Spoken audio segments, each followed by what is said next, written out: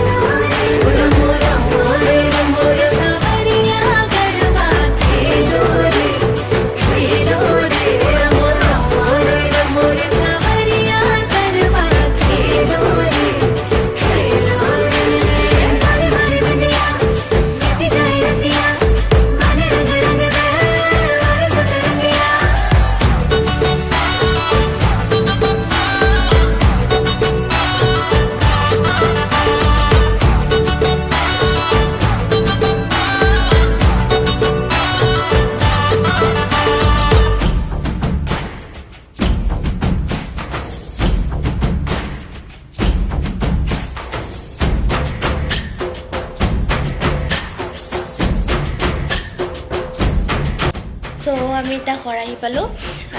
আহি অলপ ভাগৰো লাগিলে আৰু ভিডিঅ'টো বেছি দীঘলীয়া নকৰোঁ মই এইখিনিতে সামৰিলোঁ ভিডিঅ'টো